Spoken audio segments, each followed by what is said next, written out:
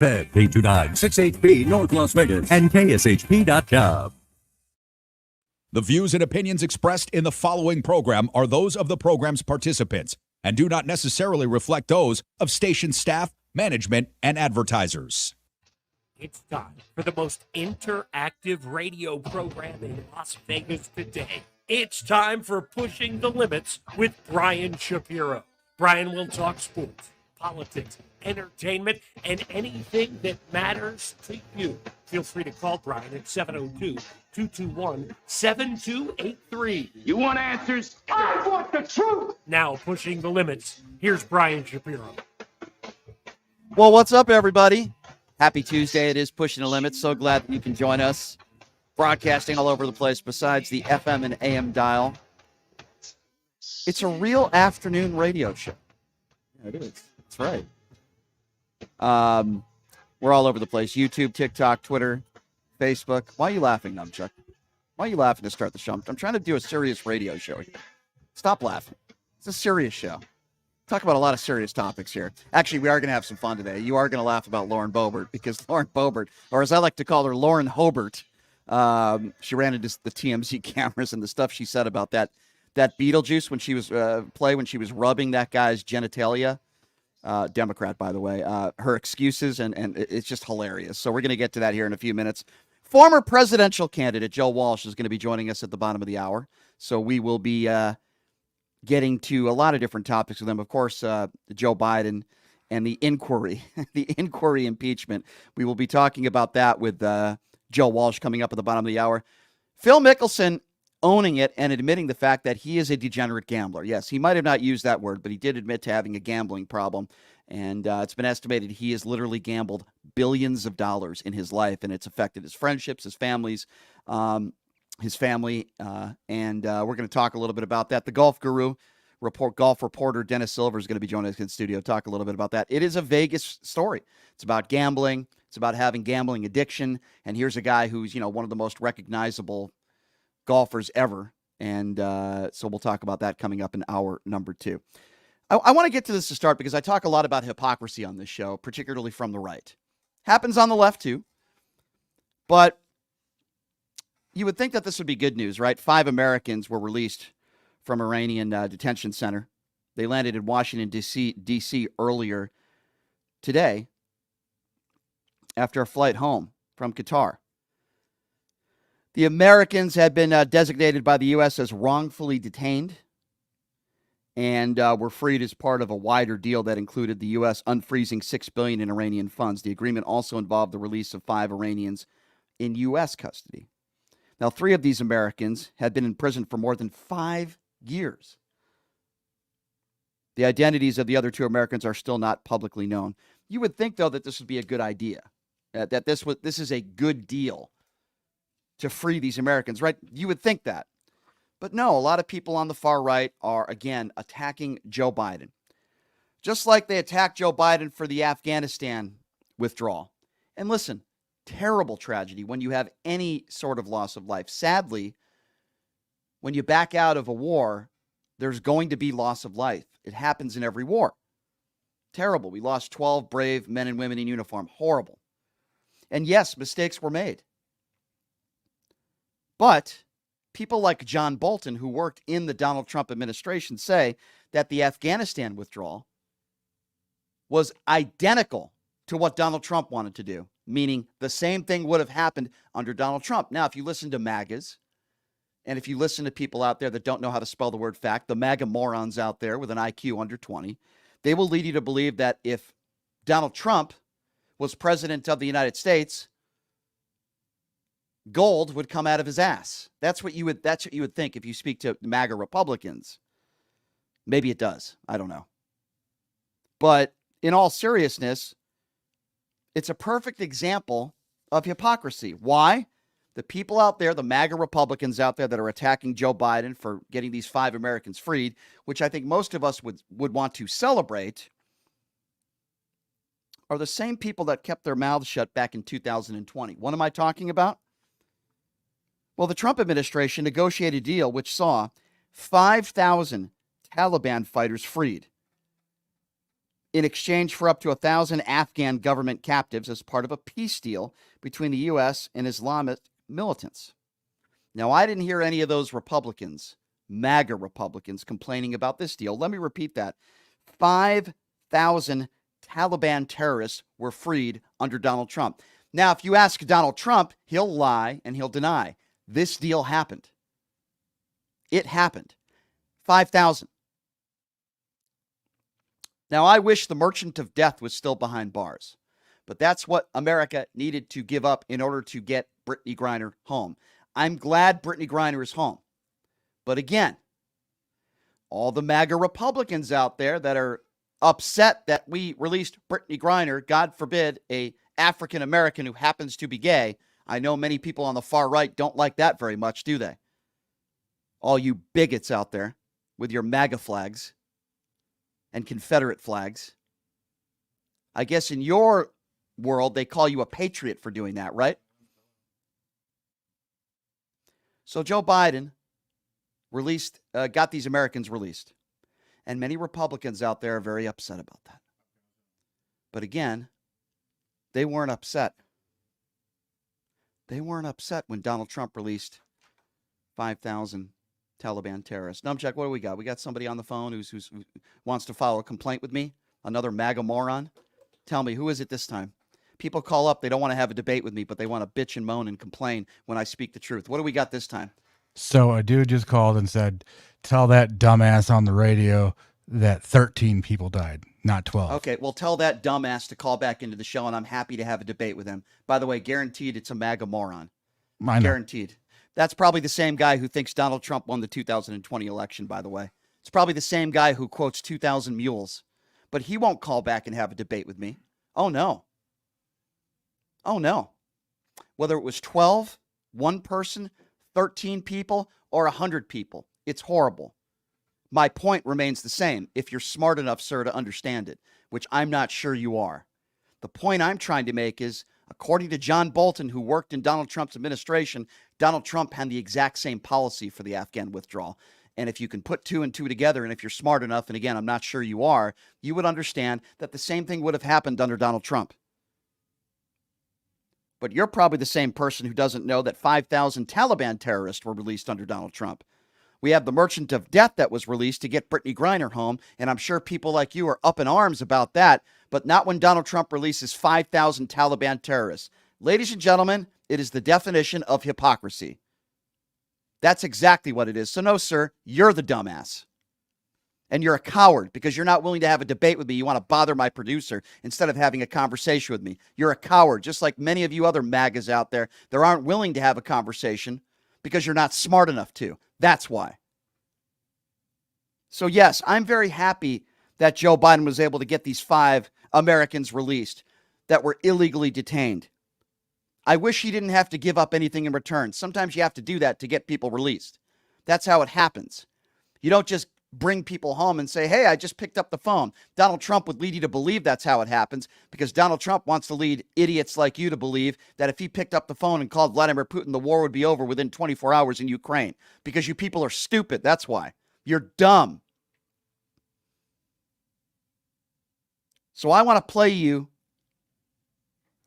what I believe is a really good, I guess you could call it commercial. And some of you might think that this is overblown, but it's not. These are extreme cases of what some Republicans want to do when it comes to abortion or canceling books or talking about erasing history when it comes to slavery or anti-Semitism and racism. This is a group called Mission Democracy. And I love this commercial because it speaks to all the topics that I talk about on this show. And some of you might think it's got some extreme views in it. Well, I'm going to play this for you, and then we're going to talk about it. This is Mission Democracy, and it's graphic, and I know you can't see the video, but I want you to hear the audio because it touches on all the topics that MAGA Republicans talk about. Have a listen to this. Wrong is just wrong. You know it when you see it. But it's by Toni Morrison. She won a Nobel Prize for literature. We know better. But it's hard to know what to do. Easier to let it go. So you just kick the can down the road. Please, I didn't do anything wrong. It was a miscarriage. It's for the courts to decide, man. Wrong is wrong. But what can you do? You to think slavery was all bad, but slaves learned valuable skills, like being a blacksmith. That's racist and a lie. It's in the school curriculum, endorsed by our fine governor. It's ridiculous. What are you doing? Let go of me. Stop touching me. Politicians who lie are manipulating you so they can gain or maintain power, turning families and friends against each other and often leading to violence. Surely you have to do something about that, don't you? Because if you keep kicking the can down the road, eventually you run out of road. People!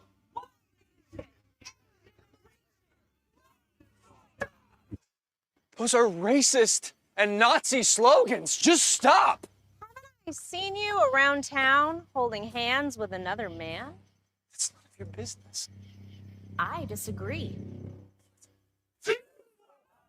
Please. This is America.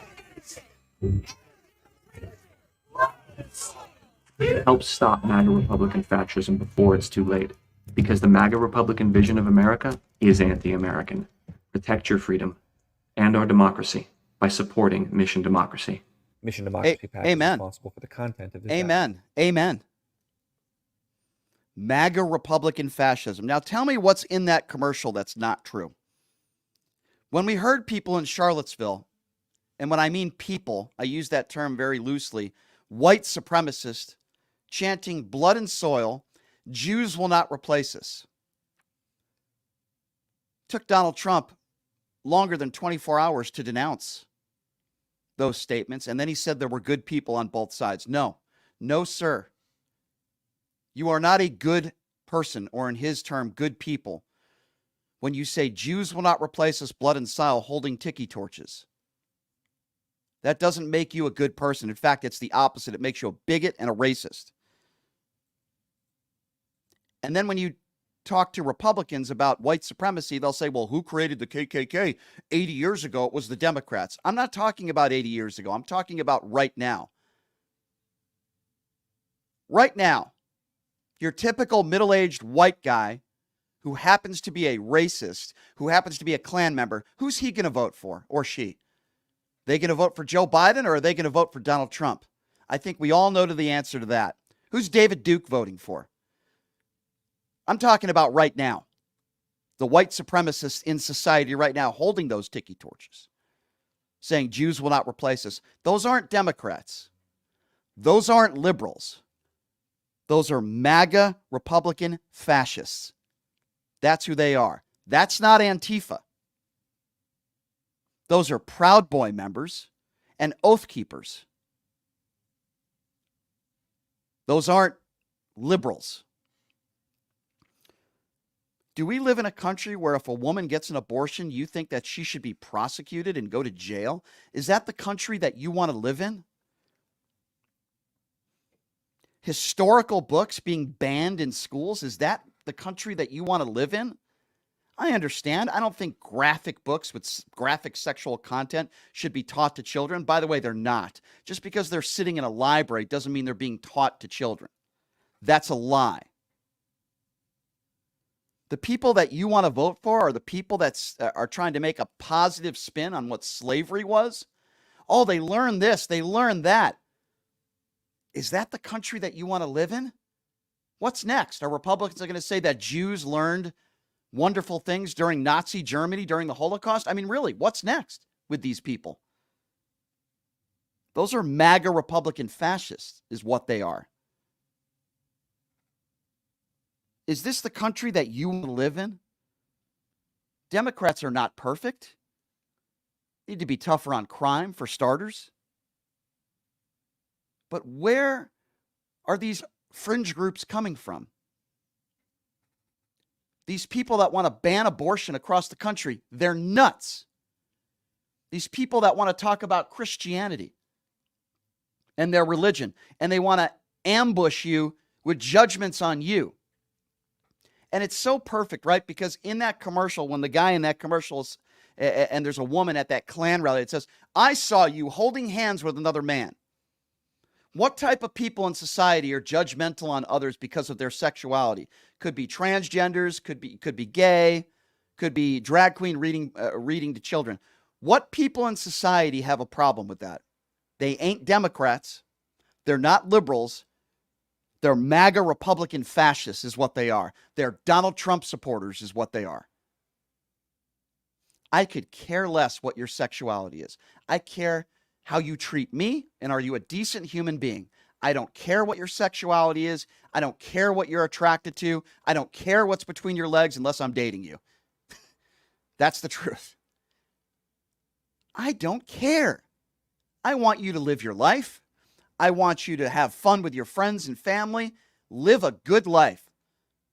I don't care what your sexuality is. I don't care what the color of your skin is. I don't care where you originally are from. I don't care. What I care about is if you're semi-intelligent, a decent human being, you treat others with respect, and you don't judge other people like so many on the far right do today. That's what I care about. Anybody who starts putting a positive spin on slavery is a racist bigot. But that's okay in our school curriculum, right? We can talk about slavery in the sense of here's what black people learned. Here's the trade that they learned, the skills that they learned. That's okay. But if you're Ron DeSantis, a teacher can't say it's okay to be gay. That can't be said. Oh, no, that's terrible. That's blasphemy. It's a sin. It's against my religion. Folks, do you understand the double standard that we're discussing here? Lauren Boebert, and we'll get to her maybe in a little bit here, she wants to talk about her Christianity. She wants to talk about how she's a good Christian woman, yet she could rub some guy's genitalia in public on a first date. They're the biggest hypocrites in the world. In fact, I want to play you some of that now. We're going to have a little fun here because, as you know, Lauren Boebert, seen in a theater with allegedly her first date, a Democrat, by the way, who runs a bar that does LGBT events, which I applaud him for, by the way. She goes into this theater, starts rubbing his crotch, and he fondles her as well. By the way, there's children in this theater. There's children there. This wasn't a 21 and over, play. There were kids in that theater. So they're fondling each other inappropriately, lewd conduct. She's vaping. She's recording the play, which you're not allowed to do. She's asked to leave. She refuses to leave until they say they're going to call the police. Then as she's walking out, she flips them off, says she's going to talk to the mayor. Then the following day, she doesn't apologize. She says she wasn't vaping. Then a video surfaces proving that she is a complete liar. And then when she was forced to apologize, she does. Because Lauren Boebert is a despicable human being. She is trailer trash is what she is. She is scum of the earth. And she is the worst of what this country has to offer. Congratulations, those people in Colorado that voted for her. Congratulations, you must be very proud of yourself, just like the people that voted for Marjorie Taylor Greene. So here's Lauren Boebert yesterday. She was caught by the TMZ cameras. We'll do a little stop and go here, where she's making excuses for her behavior. Have a listen to this. I know it's, been a rough week. What has it been? It's always hard whenever there's gravity put on the voters. I'm here to provide levity and lift burdens off of people. So Stop it for a second. Gravity on the voters? What the hell is she talking about? There wasn't gravity put on the voters. You're an idiot. You're the one who acted like a hoe in a theater. You're the one who was disrespectful. This has nothing to do with the voters. It has everything to do with you and your despicable behavior. There's no levity here. There's nothing funny about what you did. You acted like the hoe that you are. A despicable human being. Trailer trash. There's nothing funny about this. To provide levity and lift burdens off of people. So anytime that they're carrying mine, it's something that I kind of feel deep inside. But ultimately, all future date nights have been canceled. And I learned to check party affiliations before you go on a date. But all in all,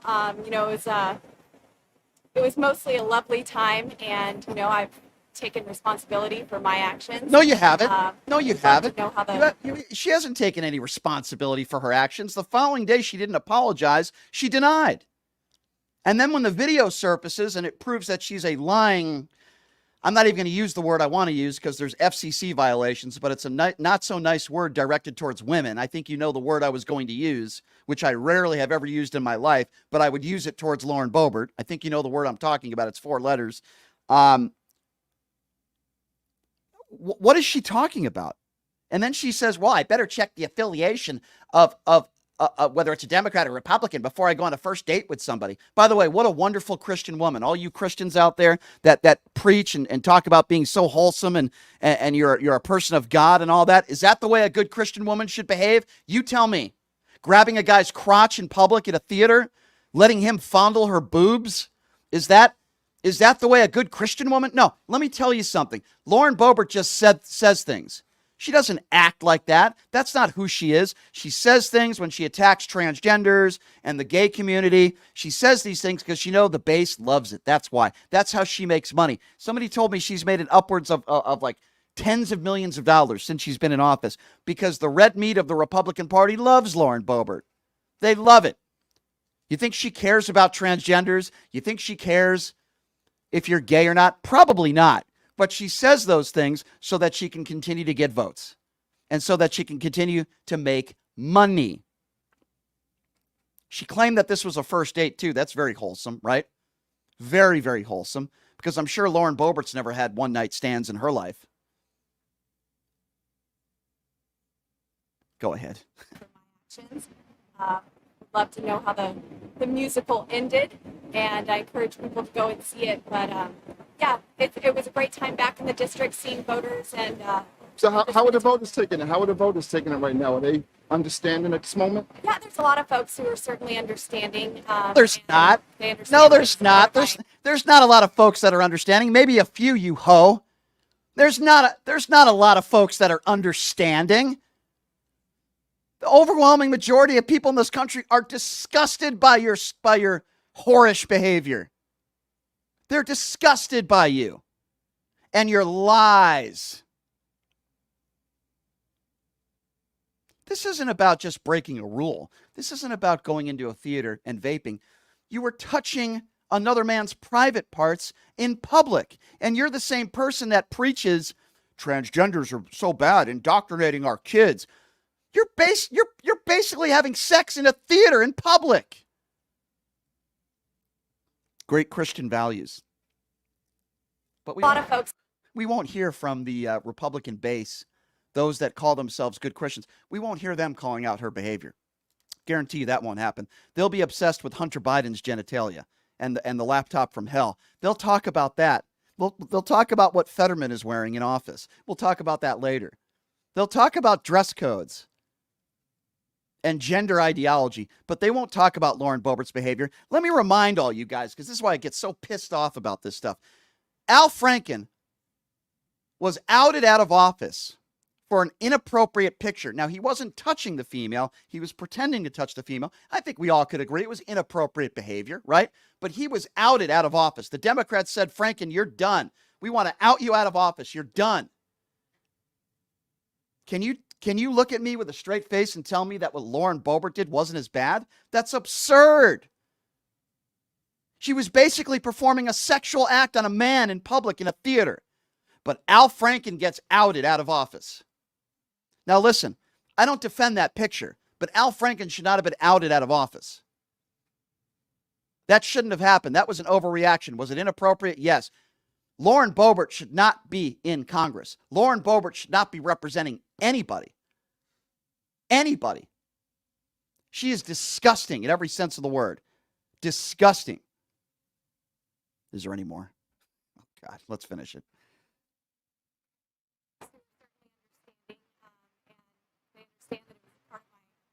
Personal life, my private time, something that I rarely indulge in. And yeah. And when you say affiliation as far as knowing not to date the opposite side. Well, TMZ, I'm pretty sure you told the world I went on a date with a Democrat. So when it comes like that, when those times when it. No, he's a wonderful man, and it was a great time to go out, have dinner, enjoy part of the show. And yeah, now it's back to work. We're here in DC. Okay. And focusing on. So is that dating life? Is that over with him? Because of some people say because he had a drag bar or his Yeah, bar, no, nothing to do with anything anybody reported. But Okay. honestly, he's a private citizen, and Respect that. you know, we peacefully parted at this time. Great man, great friend, and I wish him all the best. Okay, so what's next for you? What's next? What's next? Man, What's we next got for you? We got a spending battle. We got all sorts of stuff going on. We got impeachment underway. I don't know how long we're going to be here. 1 week, 3 weeks, 4 weeks. I don't know. So I've told my boys to, you know, wait for mom, and maybe if it's too long, I'll bring them out here and we'll enjoy DC together. All right, back to business then. That's right. Yeah. All right, thank you so much. Yeah, I've told my boys that their mother is a hoe. Yeah, that's what she should say. It's interesting, isn't it, though? When it's their personal life, they refer to somebody as a private citizen. But when it comes to Hunter Biden, who, by the way, is a private citizen, they want to investigate him, the laptop. Let's talk about, you know, the indictments. Let's get Hunter behind bars. Private citizen, but they don't want to use that term when it comes to Hunter Biden. But when it comes to Lauren Boebert's boyfriend or whoever he is, well, let's move on. He's a private citizen. You idiot, you clown, you dope. Lauren Boebert, ladies and gentlemen, or as I like to call her, Lauren Hobart. Despicable human being. Welcome to one of the most popular faces of the Republican Party, Lauren Hobart. All you good MAGA Christians out there must be very proud. The Marjorie Taylor Greens of the world, the Lauren Hobarts of the world, Matt Gaetz, DUI Matt Gaetz, Gymnasium Jordan. Think about these people and the accusations and the way they've lived their lives. Matt Gaetz with his DUIs, Gymnasium Jordan, who I believe enabled sexual predators when he was a wrestling coach.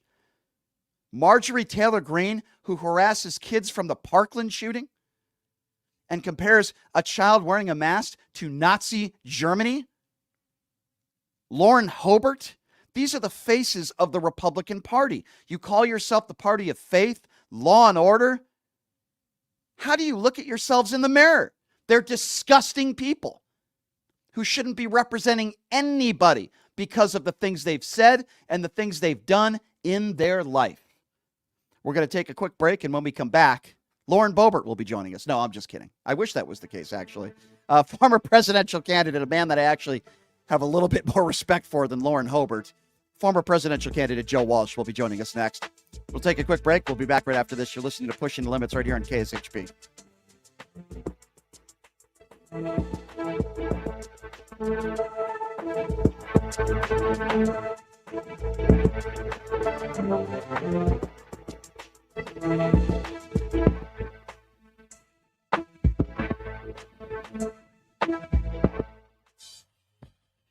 Everybody, are you struggling to find a pizza place that reminds you of Brooklyn? That true blue New York style pie? Well, worry no more. Stallone's Italian Eatery Pizza is a knockout. We're located at 467 East Silverado Ranch Boulevard, just off of Premium Road, half a mile east of South Point Casino, just minutes from the Las Vegas Strip. Come by and grab a slice of pie. Plus, check out our Brooklyn-inspired Italian cuisine. Our sandwiches are super. Hero, that is. Because why be a sub when you can be a hero? Stallone's Italian Eatery is here to serve you phenomenal food, Vegas. Forget about it.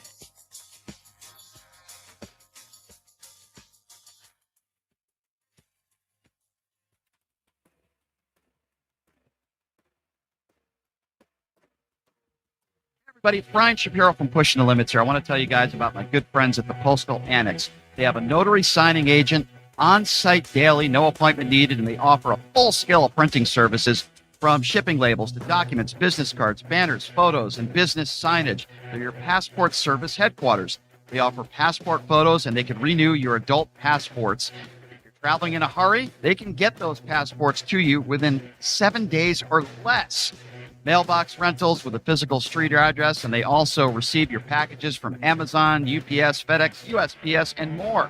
Here's the best part. If you're a Pushing the Limits listener, they have an introductory rate of only $39 for a 3-month service. You can't beat it. Give them a call, 702-873-8005. Check them out at 6130 West Flamingo Road. It's the Postal Annex. Tell them I sent you. Buying or selling a home is a huge life event that requires guidance from an expert in the industry and community. My name is Blake Wynn.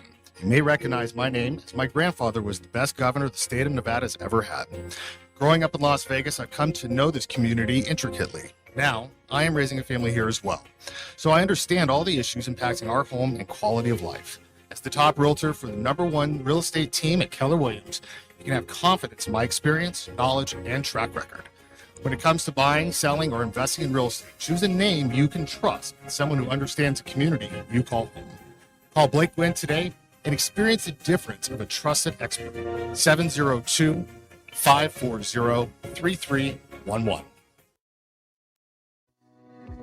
Hey everybody, it's Brian Shapiro from Pushing the Limits. I want to tell you guys about Sahara West Urgent Care and Wellness. They're conveniently located on the southwest corner of Sahara and Jones. They're open Monday through Friday, 9 a.m. to 9 p.m. and Saturday, 9 a.m. to 5 p.m.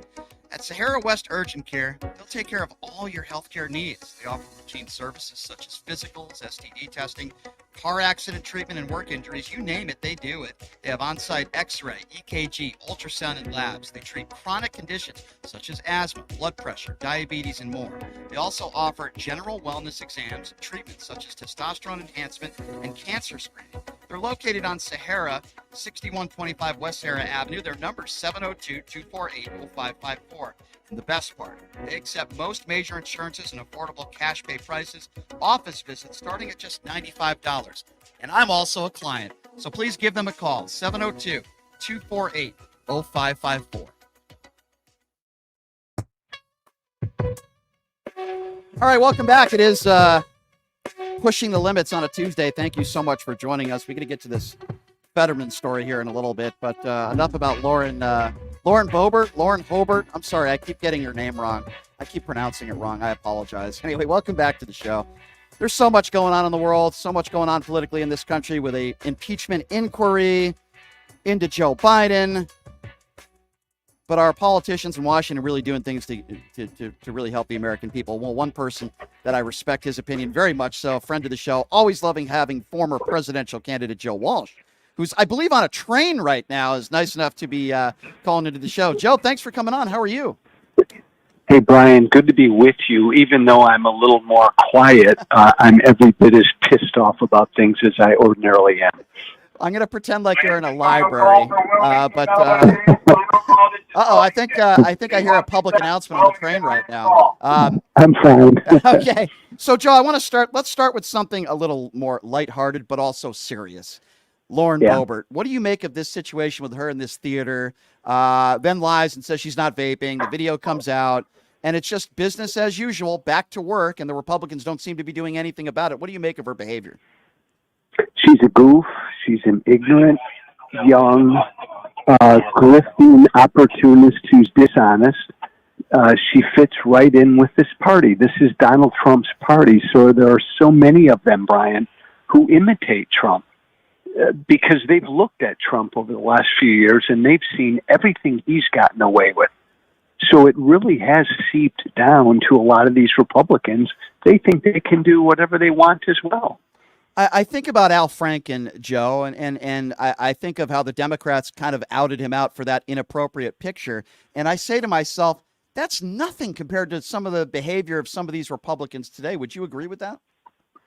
Yes, I would. And I was mad at the time because I think the Democrats treated Franken unfairly. But yeah, in this party now, with Trump as their leader, there are zero standards. Yeah, I tend to agree with you. Anything, and it doesn't matter. Yeah, I agree 100%. So I went on your Twitter page today, Joe, as I do every day. You're an unbelievable follow. And you played this, I guess you could call it, not really a commercial, but it Mission Democracy, the video that you posted and you retweeted on your Twitter page. And it talks about abortion and canceling books. And it talks about, racism and the history, of slavery. And it is a scary video, but also rings true to the MAGA Republicans today, does it not? I'll tell you what, Brian, the organization is called Mission Democracy. Check them out, missiondemocracy.org. I'm involved with them. My former political party has been taken over. You and I have talked about this, by an intolerant authoritarian virus. we throw the word fascism around a lot. Look, I come from MAGA. I helped give birth to MAGA. MAGA is a fascist movement. It's undemocratic. A movement that would ban books, deny election results, and embrace white nationalism is a fascist movement. And I think the country needs to wake up to this. I agree. I agree with you 100%. Listen, you've worked with people like Jim Jordan and Kevin McCarthy. We talk about this stuff all the time. What did you make of McCarthy's, I guess you could call it, speech, press conference where he announced the inquiry into Joe Biden's impeachment? What do you make of this whole situation? I know McCarthy well. Every time he speaks, Brian, I know he doesn't believe a word that he's saying. Kevin McCarthy doesn't want an impeachment inquiry. Kevin McCarthy doesn't want to shut down the government. He doesn't want any of this stuff, but he has to because it's Trump's. One thing I got to say, Brian, your audience needs to understand this.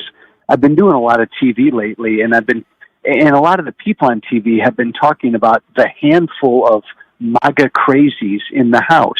It's not a handful. BS on that. It's not Marjorie and a handful. The vast majority of the House Republican caucus is MAGA. Again, the country needs to understand this. Joe, why? Why are so many people out there still kissing the ring of Donald Trump? Are they afraid of him? Do they feel like they're not going to be in power anymore if they speak out against Trump? Why? Well, yeah. Because if you speak out against him, you'll end up like me, and you'll never be able to run for office again, and you'll lose your radio show and all the rest. It's too late, though, Brian, because it's metastasized beyond Trump. Remember, the vast majority of Republican voters don't believe Trump lost. The vast majority of Republican voters want Biden impeached. So these Republicans are just doing what their base wants. That's the scary truth. Just joining us, former presidential candidate Joe Walsh on the line with us right now. Joe, what did you make of that Meet the Press interview? I thought Welker didn't do a great job. I think it's an extremely difficult interview with Donald Trump, and I'll defend her there. But with that being said, I don't think he was challenged enough. What did you make of that interview? Pretty simple, my friend. If you're going to interview Donald Trump and you do not in real time fact check him, you're doing the country a great disservice. Full stop. Yeah. When you sit down with him, Brian, and look, you got to interview him. He's going to be the Republican nominee. He's got a great chance of being president again. But you have to fact check him in real time. And she didn't, and most of them don't. Do you think they're going to replace her? I know she just started on Meet the Press. I don't know what your thoughts were on Chuck Todd, but do you think she's the right person for that job? I guess that's my question. I don't know enough about her. I've been with her before. I've been in discussions with her. I think she's like so many of this new breed of journalists, Brian, that just doesn't recognize the moment we're in. And they're a little too caught up in doing other things besides really just drilling down and going after the truth. I feel like she treated him like he was just a normal politician, just a regular guy. And you can't approach Donald Trump that way because he's not. And I felt like she was interviewing him like she was interviewing, Mitt Romney. And that just can't happen, in my opinion.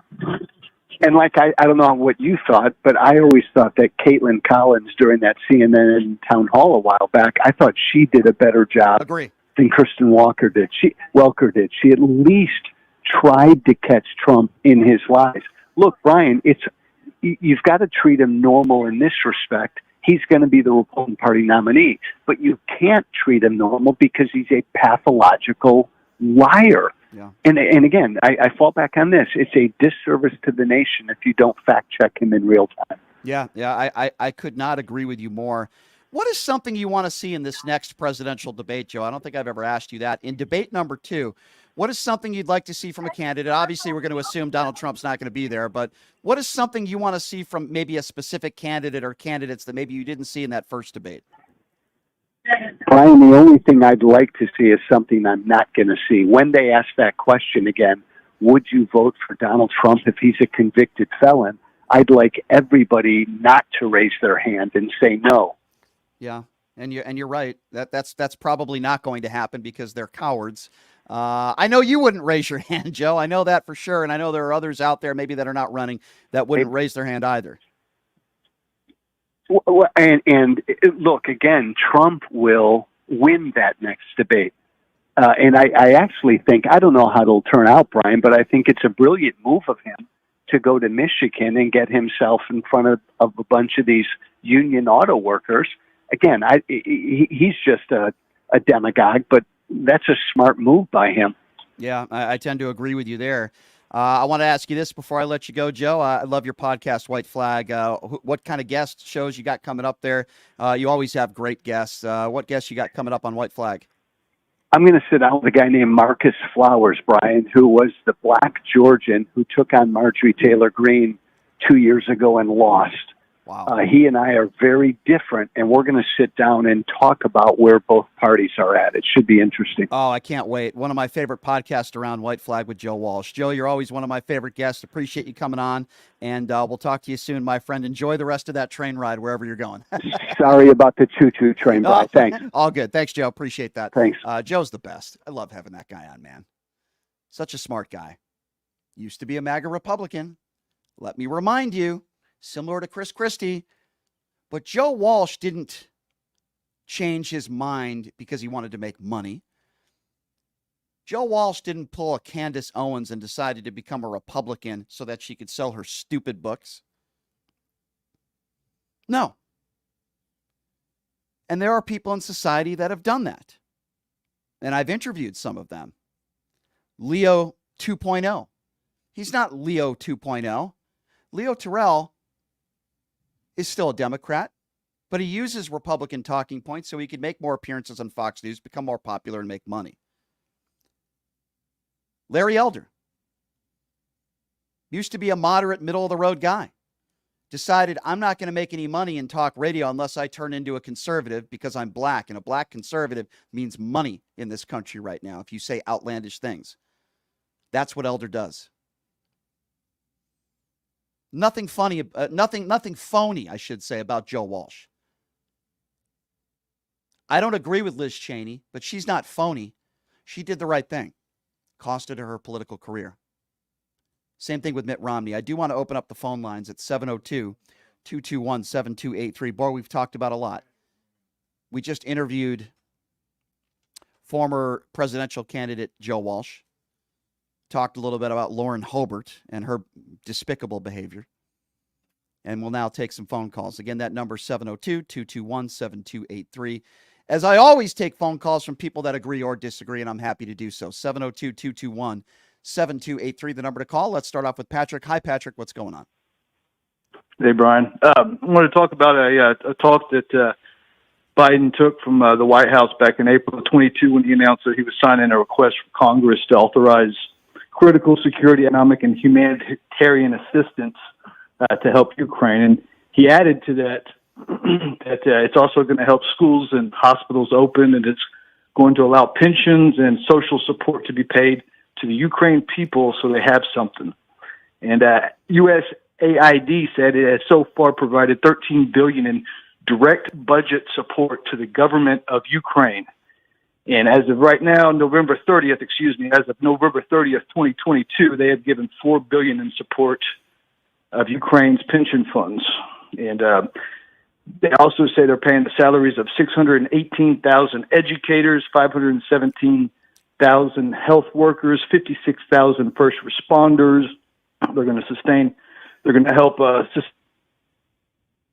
and meet the pension responsibilities for 9.8 million people and assist 1.3 million people internally who have been displaced and provide housing to 4.1 million people. I get it. I get it. I get it. 480,000 let me people interject. with disabilities. Okay, so that's a lot of dollars. Okay, so that's being Patrick, sent. So I do believe you owe JD an apology for calling him a liar and an idiot. Okay, first of all, I owe nobody an apology. That's number one. You're not an honest player. We all know that. Okay. Name me one thing I've ever said on this show that is dishonest. Just the other day, you cut a video with JD calling him a liar, saying that we're not sending dollars to Ukraine. Okay. And we are sending billions of dollars in direct budget support to the government so now of let me Ukraine. respond to that. First of all, that is not. Yeah, First of all, okay, now it's my chance to talk. First of all, he phrased it as sending $100 bills to the Ukraine. That is not factually accurate, and that is a lie. That's number one. Number two, people like you have a problem with the aid that we sent to the Ukraine. Now, if you want to have a conversation about, geez, I think we're sending too much over there, that's a conversation I'm willing to have. But somebody we like can't even get you to admit that we're doing sir, it. I'm not done talking you won't yet. even admit that Sir, we're bailing out their I'm not, pension funds. sir, if you'd like to have a conversation, you talk and then I talk. I gave you plenty of time. Now it's my turn. Now, if you, I don't know why you're laughing. Are you not capable of having an intelligent conversation? We agree that we bailed out their pension funds. Are you going to let me finish my point? I'm going to ask you a question now because you went down a list, and I know you think you're really smart because you went down your Google list of the aid that we sent to the Ukraine. Yeah. That doesn't make you smart. That's number one. Number two, admit that we're sending billions of dollars over there. Okay, first of all, when have I never admitted that we haven't sent billions of dollars over there? Literally everything out of your mouth is a mischaracter. Pod him down. You're not going to. This is why I pod you down. You claim that I say things on this show that I have never said. So let me say this very slowly so somebody like you can understand. I've never said that we haven't sent billions of dollars of aid to Ukraine. That is actually true. We have sent that. So don't put words in my mouth and claim that that makes you a liar, sir. Don't do that. I'm happy to have a conversation with you, but you always seem to misquote and claim that I say things on this show that I don't say, and then you called me dishonest. You can disagree with the things I say on this show. That's fine. I have no problem with it. But I have never lied to listeners. I've never lied on the air in my 20-year radio career, and you have just proven that you just lied yourself. I never said that we haven't sent billions of aid to the Ukraine. Where do you get that from? And now would you like to apologize to me? So wait. So in what world do you live in that the only way of sending aid would be buckets of dollars or just? That's not how it works. We've sent them for artillery and weaponry. That's not what JD was saying. We're not saying that they're sending $100 bills over to Ukraine. They're injecting their Ukraine government with taxpayer dollars. Now you disagree. You think we've sent them too much in aid. I'm not going to get into the weeds with you, but now I'm going to ask you a question. That's not what I said. Now I'm going to ask you a question. That's not what would you have done? Would you have just thrown your hands in the air if Patrick is the president of the United States and say, hey, that's between Ukraine and Vladimir Putin and Russia, and you wouldn't help at all? What would you do if you were president? Go. Well, I would reduce the sanctions, first of all, on Russia. You think reducing... okay, pot him down. One thing at a time. You think reducing sanctions would have stopped Vladimir Putin from invading another country and killing thousands and thousands of innocent people? Let's go one at a time. You think sanctions would have ended this war? Are you nuts? Go ahead. Sanctions are an act of war. The sanctions cause war.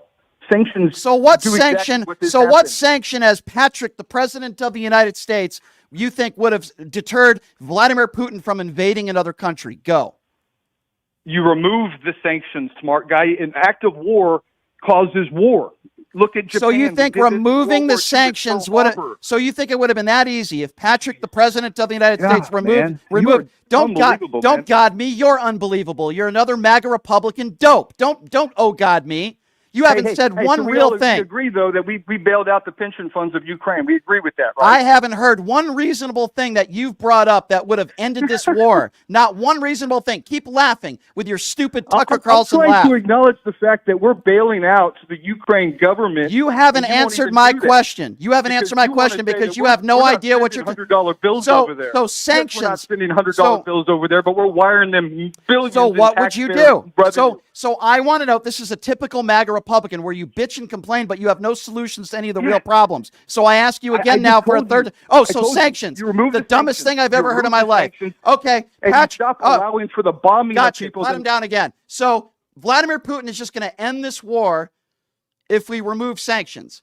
Vladdy's just going to say, hey, you know what, Patrick, the MAGA president of the United States, oh my God, those sanctions are going to be removed, so I better withdraw all my troops out of Ukraine. You might be the dumbest person I've ever heard in my life. You want to complain about Joe Biden. You want to complain about the aid that we sent to the Ukraine so that they can defend themselves. But in return, what would you do? Let's get rid of those sanctions. It's the dumbest thing I've ever heard in my life. I'm glad you're not the president. Well, you do realize that the West is losing trillions of dollars and Russia is gaining billions. So boy, am I glad. Boy, am I. There's Patrick, the professional when it comes to foreign policy. Is there anything else you'd like to bring up besides sanctions that you think would have detered Vladimir Putin from invading Ukraine? It's the dumbest thing I've ever heard in my life. What's dumb about what is dumb? Is that the only thing you would do? That's it. Okay. So what if So what if it didn't work? Crazy. What You're liberal. Okay. What limits are you pushing? Okay. Again, pot him down again. Again, dumbbell. I'm not a liberal. I'm a registered independent who did not vote for Barack Obama or Hillary Clinton. I voted for 8 Republicans in the 2022 midterms. Now, I'd never vote for a moron like you because you have crap for brains. You know nothing about foreign policy. And let me ask you this question. If Patrick was the president, which you never will be, you couldn't even be the president of your own home. But if Patrick was the president and you said sanctions, let's get rid of those sanctions, and Vladimir Putin said, nope, I'm still invading the country. That's not a deterrent for me. What else would you do, smart guy? I would have NATO, the war machine, back up off where they are. I want diplomacy. I want people to come to a table and say, what can we do to end all of this death and destruction? And name me one time in history where Vladimir Putin came to the table and negotiated in good faith. Give me one example, please, why you would think that would work. Give me one. Smart guy. Hey, Putin and Russia don't have a tendency of invading. That wasn't my question. That wasn't my question, Patrick. I need to say it again so you can pot him down again. Pot him down again because I don't want to hear his stupid Tucker Carlson MAGA laugh. I'm going to ask you again. You just said you would go to the table and negotiate. Now I'm asking you. It's a very simple question. Give me one time where Vladimir Putin negotiated at the table and negotiated in good faith. Because when you make a statement like that, there has to be history behind it. Has Vladimir Putin ever negotiated with anybody in good faith? Yes or no? And give me an example. Why would he have the reason to negotiate when he has... Why would he have the reason to negotiate? You're the dumbbell that just said we need to sit at the table and negotiate. Now you're telling me, why would he negotiate? Do you realize how stupid you sound, Patrick? You have heard of diplomacy, right? Practicing diplomacy and trying to end. Okay, the so I'm asking you a question. Let's talk about diplomacy. In the history of the world and Russia and Vladimir Putin. You have to talk to your I am asking you, in what time did Vladimir Putin ever show that he was willing to negotiate in good faith? Why won't you answer that question, dummy? World War III over Ukraine? Is that what you're wanting to do? Why don't you answer my question, dumbbell? Notice how he won't answer. Pot him down again. Notice how he won't answer my question. See, this is a typical MAGA Republican. Patrick, I'm keeping you on the line because you're exposing yourself for how ignorant you are. Okay, this is a perfect example. Perfect example, Patrick. You complain about Joe Biden. You complain about Ukraine, but yet you have no solutions. The only thing you've said about solutions on how to end this war, we need to go to the table and negotiate. And then when I ask you, has Vladimir Putin ever negotiated, ever, in good faith? Obviously, the answer is no. But yet you still think you can somehow negotiate with an evil, murderous dictator. Go ahead, Patrick. Spew some more dumbbell MAGA Republican talking points. Go ahead. You don't want to talk to Putin. You just want to have World War III. You want to go. I don't want to talk to. All right, Patrick. I'm glad you're not the president. You obviously have no idea what you're talking about when to foreign affairs. But you know what, Patrick? You can call back anytime because I always enjoy destroying. Yeah, all I do. Okay. Hold on. Pot him down. Hold on. All I do is insult. Patrick, can you tell me who you voted for in the last 2 presidential elections? Why is that relevant to a conversation? Because I'll tell you why. Because you're complaining about insults, and why don't you answer the question? Who did you vote for? I'm complaining about both parties. You voted for get lost. You're complaining about both parties. You've never criticized a Republican your whole life, and then you want to tell me about you want to talk to me about, oh, don't insult me, you snowflake. You voted for Donald Trump twice, you MAGA moron. Get off my show. We have John on the line. Hi, John. How are you? Hey, Brian. Let me see if I can help you here a little bit. First of all, Patrick, I got $100 that says you have no more than 5 teeth. That's it. I got $100. No more than 5 teeth. Period. Look, we're not supporting Ukraine for them. we're supporting Ukraine for us. And the godfather of this party, the Republican Party, is Ronald Reagan. Ronald Reagan was the person who tore down the Berlin Wall. I voted for Ronald Reagan. Ronald Reagan would slap you in the face, Patrick, if you were in his presence. The Cold War was an incredible drain on this country, and it was an arms race with Russia. And I remember as a child going to school and having to get under my desk practicing bomb raid drills, because we were worried that Russia was going to start a war with us. There's such a thing called the Cuban Missile Crisis, okay? Russia tried to bring nuclear weapons within 90 miles of the United States of America. Russia has a history of aggression and expansionism. And Vladimir Putin is absolutely trying to reunify, recreate the Soviet Union, which Ronald Reagan and Gorbachev. So John, brilliantly. John, I agree with everything you're saying. I just want to ask you something. When I ask people like Patrick, MAGA Patrick, what would you do differently if you were president? The only thing he brought up is he talked about getting rid of sanctions, which would not deter Vladimir Putin one bit. It's the dumbest thing I've ever heard in my life. And then the second thing he says is, we need to negotiate. We need to talk to Vladimir Putin. And my question to him was, in the history of Putin running that country, has he ever negotiated in good faith with anybody? Now, of course, to anybody who has an IQ over 20, the answer is no. But somehow Patrick thinks it's that easy where we could just make a phone call and say, hey, Vladdy, let's just sit down and talk it out. Like that would work. That's the typical MAGA Republican. They have no answers or solutions to any of the problems, but all they want to do is bitch and complain. That he's just parroting what Trump said. That's not a solution. And like I was saying, Vladimir Putin's goal is to rebuild the Soviet Union that the godfather of the Republican Party, Ronald Reagan and Mikhail Gorbachev, tore down. But the main point I want to make is this. I just did a quick Google search. The cost of the Cold War to America was between $8 and $9 trillion. Okay? Trillion with a T. And I can tell you there was much anxiety involved throughout that entire process. There was palpable fear in America that we were going to enter World War III with Russia. So this pittance that we're sending to the Ukraine is 10, 20 billion, whatever it is a pittance compared to what we spent on the Cold War. And not a single American has died. Joe Biden is he's a Jedi he's a mastermind. He is playing Ukraine perfectly. He has Putin in a box. And this little pathetic clown, Patrick, who's pretending I guarantee, Patrick, you didn't go to college. I guarantee you, I'll bet you do not have a college degree. All you're doing is parroting what you heard on radical right media, trash outlets. You have no solution. Putin is not going to sit down and negotiate with you. He's an expansionist person. He's trying to reunify the Soviet Union. You're a fool. You're a moron. You should be embarrassed of yourself, Pat. I am embarrassed for him, John, and it's good to hear from you. It's been a while. I appreciate you calling in, John. Have a good one, my friend. We'll talk to you soon. All right, Brian. All right, take care. John's 100. I don't know about the teeth. I've had teeth issues of my own, but I'm not a MAGA. All right. Well, there is one good positive to all of this. Patrick isn't running the country. Thank God. Hey, I want to tell you guys about my good friends, Jackson's Bar and Grill, located at Flamingo and Jones. Great atmosphere over there, great food, great gaming, great place to watch the game. And they got some great promotions this month, too, every Wednesday. Chance to spin the wheel to win up to $3,000 multiple times if you earn enough points, which is not too difficult to do. You check with them for more details. But great promotions, especially on Sundays. Jackson's Bar and Grill, located at Flamingo and Jones. Please check them out. Great food, great atmosphere, and tell them I sent you. We'll take a quick break.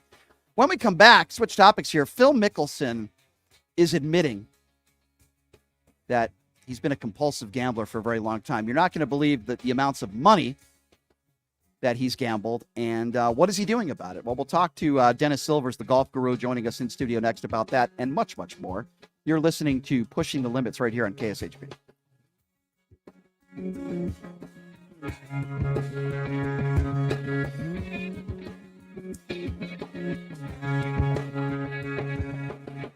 On Scale with Jeremy Lowe. Saturday afternoons at 2 on KSHP North Las Vegas. AM and FM. 829-6HP North Las Vegas and KSHP.com.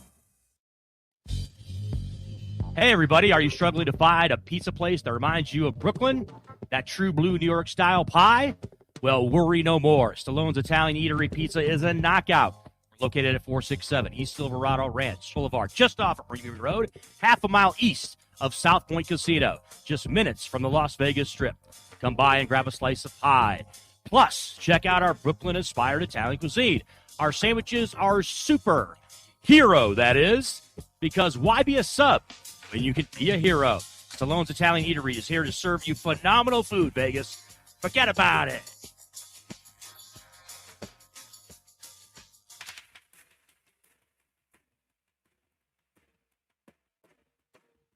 Everybody, it's Brian Shapiro from Pushing the Limits here. I want to tell you guys about my good friends at the Postal Annex. They have a notary signing agent on site daily, no appointment needed, and they offer a full scale of printing services from shipping labels to documents, business cards, banners, photos, and business signage. They're your passport service headquarters. They offer passport photos, and they can renew your adult passports. If you're traveling in a hurry, they can get those passports to you within 7 days or less. Mailbox rentals with a physical street address, and they also receive your packages from Amazon, UPS, FedEx, USPS, and more. Here's the best part. If you're a Pushing the Limits listener, they have an introductory rate of only $39 for a 3-month service. You can't beat it. Give them a call, 702-873-8005. Check them out at 6130 West Flamingo Road. It's the Postal Annex. Tell them I sent you. Buying or selling a home is a huge life event that requires guidance from an expert in the industry and community. My name is Blake Wynn. You may recognize my name as my grandfather was the best governor the state of Nevada has ever had. Growing up in Las Vegas, I've come to know this community intricately. Now, I am raising a family here as well, so I understand all the issues impacting our home and quality of life. As the top realtor for the #1 real estate team at Keller Williams, you can have confidence in my experience, knowledge, and track record. When it comes to buying, selling, or investing in real estate, choose a name you can trust and someone who understands the community you call home. Call Blake Wynn today and experience the difference of a trusted expert. 702-540-3311. Hey everybody, it's Brian Shapiro from Pushing the Limits. I want to tell you guys about Sahara West Urgent Care and Wellness. They're conveniently located on the southwest corner of Sahara and Jones. They're open Monday through Friday, 9 a.m. to 9 p.m. and Saturday, 9 a.m. to 5 p.m. At Sahara West Urgent Care, they'll take care of all your healthcare needs. They offer routine services such as physicals, STD testing, car accident treatment, and work injuries. You name it, they do it. They have on-site x-ray, EKG, ultrasound, and labs. They treat chronic conditions such as asthma, blood pressure, diabetes, and more. They also offer general wellness exams and treatments such as testosterone enhancement and cancer screening. They're located on Sahara, 6125 West Sahara Avenue. Their number is 702-248-0554. And the best part, they accept most major insurances and affordable cash pay prices, office visits starting at just $95. And I'm also a client, so please give them a call, 702-248-0554.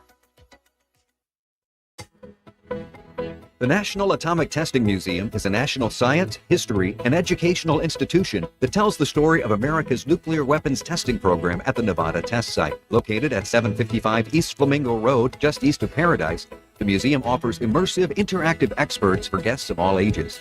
The museum is Smithsonian certified and open 7 days a week. For more information, visit nationalatomictestingmuseum.org. That's nationalatomictestingmuseum.org. When you bring your vehicle to Star Auto Care for maintenance, you'll have a team of professionals at your service. Every one of our technicians has been factory trained and master status certified to ensure that you receive the highest quality and most effective service. Star Auto Care is located at 3540 East Tropicana Avenue, just east of Pecos. Star Auto Care is confident in their prices and will match any mechanic located within 20 miles. Bring your vehicle in today and let Star Auto Care give you the peace of mind you deserve when you service your car. Visit them online at starautocare.us. Whether you're a corporate executive, on a family vacation, or just passing through, St. George Inn and Suites will meet your specific needs. It's conveniently located near restaurants, shopping, and movie theaters. St. George Inn and Suites offers a variety of room types, 2 fabulous pools and jacuzzis, a fitness center, a free full hot buffet breakfast, and laundry facilities. To make your booking, call 435-673-6661 or book online at stgeorgeinnhotel.com. You need to stop in Southern Utah? Make that stop at St. George Inn and Suites. STN Sports is the only sports betting app you need this season. STN Sports has it all. In-play betting, mobile parlay cards, the Play Plus card to fund and withdraw from anywhere in Nevada, and the latest lines on every game. STN Sports even lets you earn rewards on every bet. Safe and easy betting from your phone or tablet. Go to stationcasinosports.com or sign up at any Station Casino, Fiesta Wildfire, or the El Cortez. Details at the sportsbooks.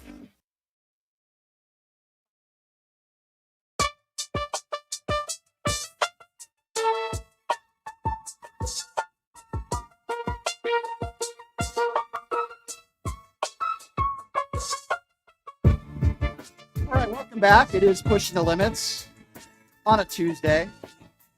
You know, me and my guest were just talking a little bit about COVID. Well, it doesn't matter whether you think you have COVID or not, or you're sick, you might have the flu, whatever the case is. Sahara West Urgent and Primary Care, man, they're the best over there. Andrew and Jessica will take care of you. They're located at 6125 West Sahara Avenue. No appointment needed. They take most insurances. If you don't have insurance, only a $95 copay. How can you beat that? Give them a call at 702-248-0554. You could also visit them online at SaharaWestUrgentCare.com is the number. Well, it's been a little while since we had this guy in studio. I always like mixing it up with him. We could be talking about politics. We could be talking about golf. He is active within the Republican Party and does his own show, does politics, talks golf, talks a little bit of everything. And he was even nice enough to bring his little dog, Mulligan, in. What a great name for a dog if you're a golfer, I got to say. Because we all love mulligans, right? Unless you're playing for money against me, then you ain't getting a mulligan. But anyway, Dennis Silvers is joining us in studio. Dennis, it's good to see you, my friend. Always glad to be here, Brian. Always glad to see you guys. Enjoy coming in and looking forward to a great show. Yeah, so let me start with something a little bit more lighthearted. Okay. We're going to get into the Phil Mickelson story, which is very interesting. I want to get your thoughts on that, the gambling, and it's Vegas related in some ways.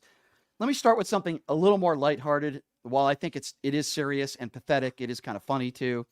Lauren Hobart, as I like to call her. I'm sorry, her name's Lauren Boebert. I called her Lauren Hobart, and I just mispronounced her name. I'm really bad with names.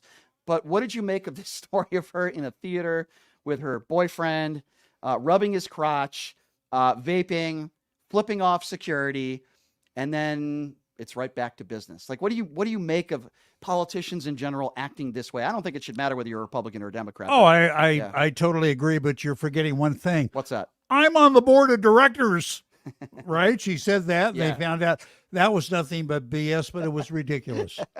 Very, very uncalled for, especially if you're a politician, somebody that's a public figure, somebody that's in the public eye.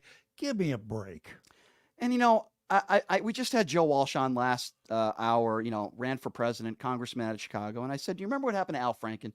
And I think Al Franken's a little pompous at times. But whether you agree or not with his politics, okay, so he has that picture where he's pretending to grope a woman's breast. Mhm. Inappropriate. I think we all could say it's inappropriate and it's beneath office, for anybody. But Democrats outed him for that. They outed him for that. Yeah. I would argue that what Boebert's behavior is 10 times worse. Yeah. She's literally performing a sexual act and grabbing a guy in public. There's kids there. And just her behavior in general. Why don't Republicans do the same thing that Democrats do? Get them out of office. Well, she missing the boat by not realizing, or maybe she does, and she just doesn't care. She is representing a lot of people. Right, correct. And she has, for lack of a better term, an image to keep up, and you've got to kind of be, proper in what you're doing. You are a politician. You are known. You are representing this country in a sense. And I agree what she did, and to make such a big deal of it on the way out, like kicking and screaming, uncalled for. Yeah, I just think do you think she should still be in office, or should they out her? That's a good question. That's a good question. They did it to Al Franken. That's why I asked the Yeah. question. They did it to Al Franken. If that's the standard, then I don't think she should be representing anybody. That's just my personal opinion. I would say that, if you're the CEO of a company here, let's just say, and you behave like that, they'll fire you. Oh, yeah, in a you minute. know? In a minute. And this should be even more important. In a minute. You're an elected Yeah, official. yeah. Yeah. All right. So we agree on that. We wish Lauren Hobart the best, by the way. I'm sorry, I pronounced your name right again, Lauren Boebert. So here's an interesting story that I think we're probably going to agree on. Now, I don't like the way John Fetterman has been treated by certain Republicans, whether people calling him a vegetable. I don't like those statements, and I think of what happened to Mitch McConnell, and I'm not a fan of Mitch McConnell either, but when he froze and he's had some, Democrats weren't mocking him. No. Those in office were, Joe Biden called him to see how he was doing, and plenty of Democrats said, hey, even though we disagree with him, we hope he gets better, we hope he gets the help he needs, which I think is the right thing to do. I don't like the way Republicans have treated John Fetterman after he had the stroke. However, what do you make of this Senate dress code now where Chuck Schumer has erased the chamber's informal dress code to allow senators to wear whatever they want on the floor? Meaning, and I'm assuming I have this right, you could literally wear, what would you call it, a wife beater? I hate the name for that, but the white shirt without sleeves and boxer shorts. Like, I don't know. I'm just saying this is wrong. This to me, this sets a bad example, right? It is totally wrong. It is totally ridiculous. They don't realize, like we just mentioned, these people are representing the rest of the population of the United States. This is a huge body of government with great importance that gets into our lives. You've got to dress accordingly. You've got to dress for the job. I'm sorry. So I agree. We agree on this. Again, here's the problem I have, where there are so many Republicans out there today, like the Marjorie Taylor Greens of the world, that are so focused on this issue, and they're so focused on the Joe Biden impeachment inquiry and Hunter Biden's laptop, that it seems to me, and you could tell me if you disagree or not, but they're not focused on the real issues that the American people are facing. It could be gas prices, the economy, Sure. minimum wage, healthcare. Sure. I never hear them, or rarely do I hear them talking about the real issues that Americans want them to be working on. They want to talk about dress codes, and they want to talk about Hunter Biden's laptop, and they want to go and try to find a conversation that maybe Joe Biden had years back with somebody that might have done business with Hunter Biden. And I'm like, come on, man. Will you guys just work together and for the American people? I just feel like that's not happening. Well, it's not, and they're running into problems because of that, government shutdown being one. You think it's going to happen? So I think they're gonna. Yeah. I think they're gonna get a short-term CR, and hopefully keep the thing going. But there seems to be so much ammo that is being stockpiled now against Biden, against Hunter, against the Dems, against so many people that you're right. They're getting off course and failing to do what this country needs to have done. Yeah. And what is your biggest criticism in Washington today? Like, what if you were in office? Like, what is the one thing that you would erase or change, like, immediately if you were a policymaker? Well, that's a good question. I mean, I have a laundry list, but that is a very good question. I have a laundry list. I mean, there's a lot of things that I would change, but here's the problem: you need both sides to agree. You need a vote. Right? Yeah, absolutely. Assuming, all right. Well, let me list a few things, and then you could tell me. All right. Assuming you could get the vote, we need to treat guns like cars. In this example, you need to be trained. You need to re-register. A checkup of your health, could be mental health. I think it should be 18 to 21.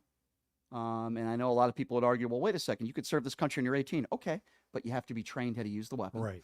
Right. Those are just. I agree. I would start with some basic gun control, because we have a serious problem in this Totally country agree. when it comes to gun violence. I think the second thing I would probably do, term limits. there are people in office way too long. I don't know how you feel about Mitt Romney, but I do appreciate the fact that he has said, listen, if I win again, I'd be in office till 80, and I don't want to do that. We need a younger generation of people. I think we need age limits as well. I You have to agree. be, what, is it 30 years old or 35 to be president of the United States? Yeah, 35, I think right? it's 35. Yeah. How about 75 as a cap? You shouldn't be over 75 and be president. Nobody wants to see Donald Trump and Joe Biden up there on a debate stage. I don't want to see that. I don't want to see those two, right? Most of the country doesn't want to see these two running, right? Why? You don't want to see him dribbling?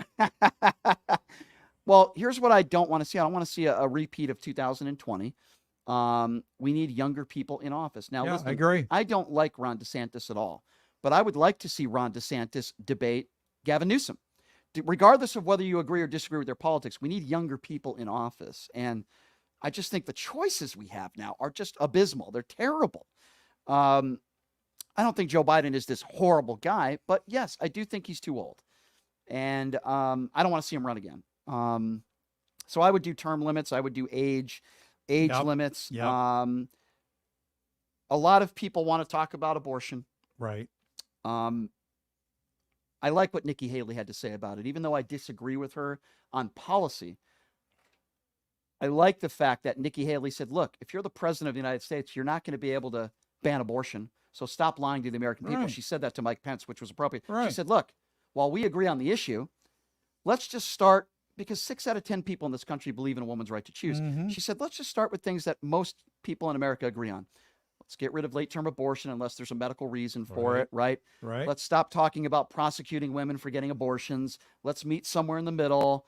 And I said, wow, there's a reasonable Republican speaking there. Yeah. While I disagree with her on her abortion stance, I like the fact that she's willing to be reasonable on the issue. I just think there's people on the left that are very unreasonable when it comes to a lot of things also. But this is just an example of, we need more people like that being reasonable when it comes to certain issues. And that's why I thought she did a really good job. She did. You need people that recognize the need for people to negotiate, to find a common center. You give a little bit, I'll give a little bit, but this is the product we're going to come up with. I feel like that's what America needs right now. We need somebody moderate. Could be a moderate Yeah, Democrat or a absolutely. moderate Republican. Absolutely. I don't know how many moderates are out there right now. Certainly Ron DeSantis is not. Trump is not. No.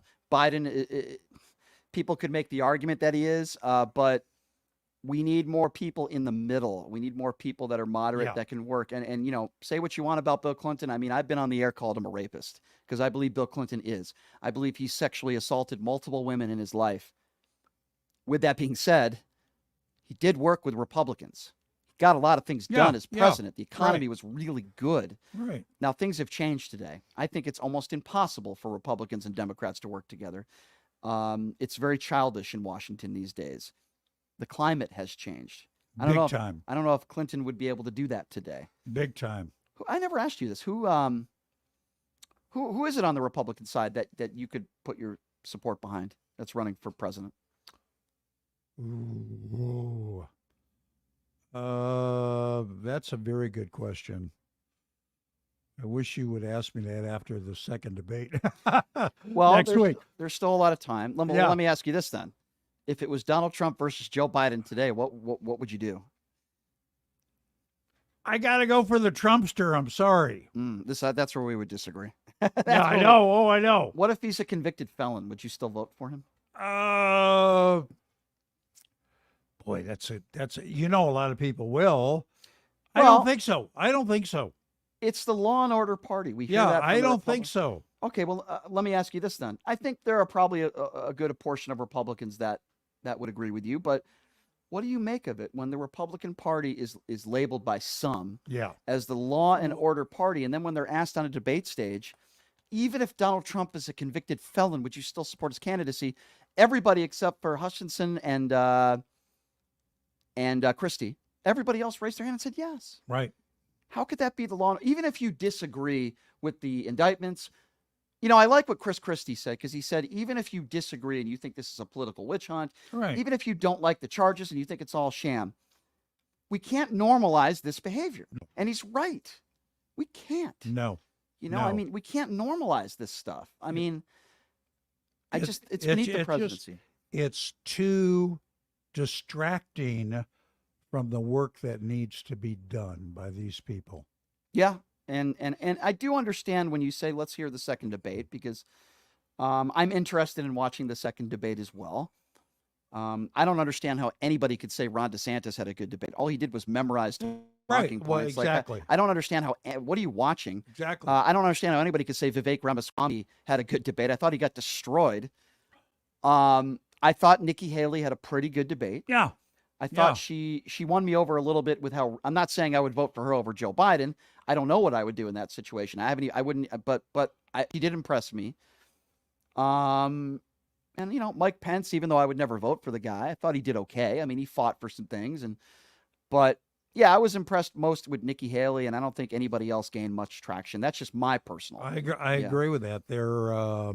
I think some people had a really good opportunity, and they didn't take advantage of it. Agree. I think we also could, you know, you're involved in like the local politics here and things that are going on. And I know you're a supporter of Joe Lombardo. I really like Kevin McMahill. I thought, McMahill, I think he's a really good sheriff. Yeah. He's very fair. He's one of those people when we're talking about being reasonable, meeting in the middle. He's one of those guys. I think Kevin's really good at what he does, and we're very lucky to have him as sheriff.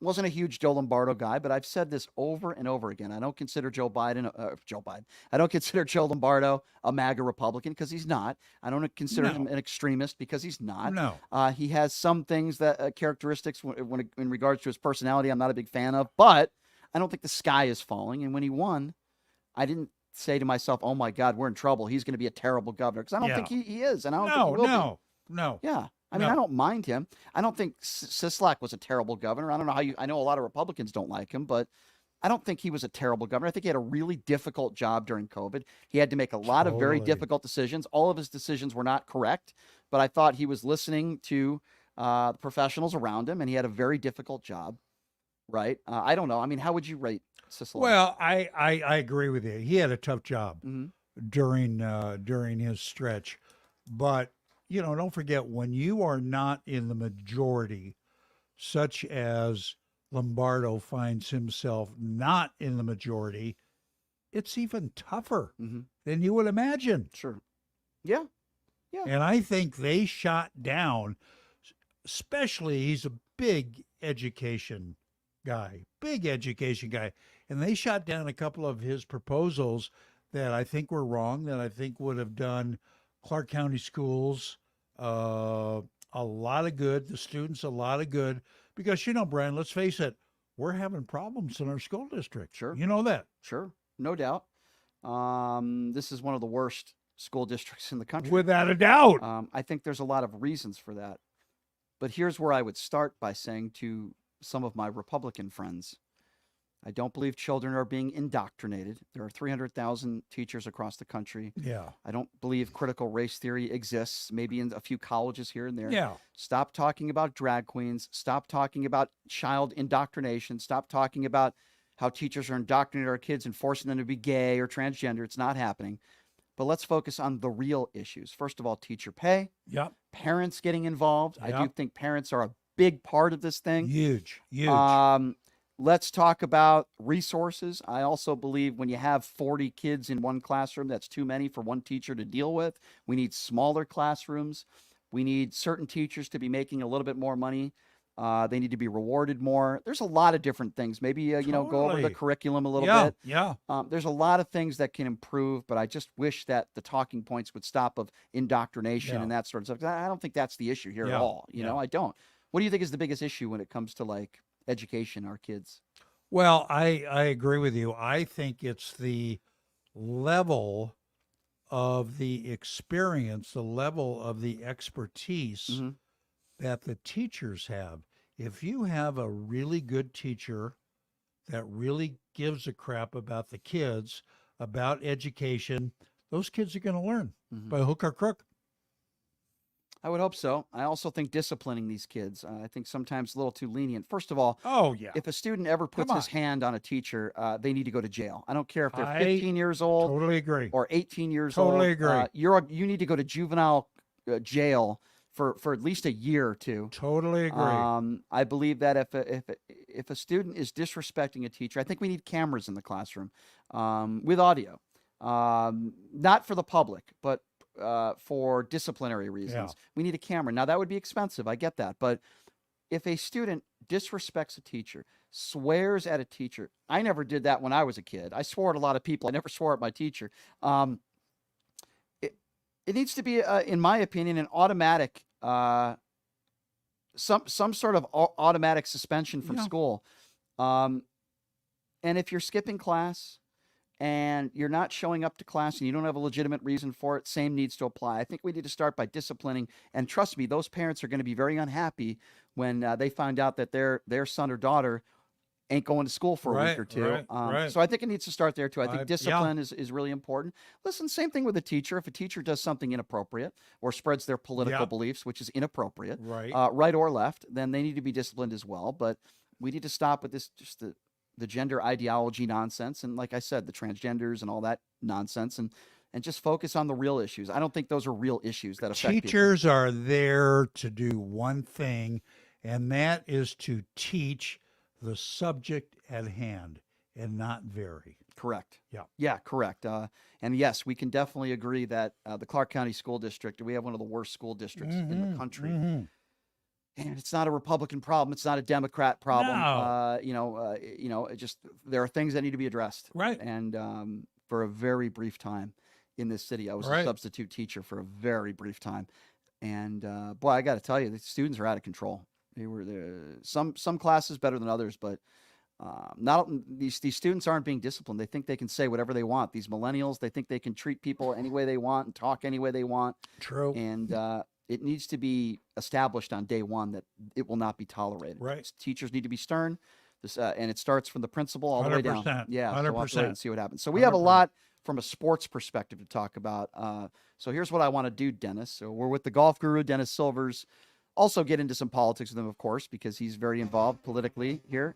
Does a show. It's a weekly show that you got going? Yeah. Weekly. What day Called is it? Pick Your Politics. We do it on Wednesdays at 11 a.m.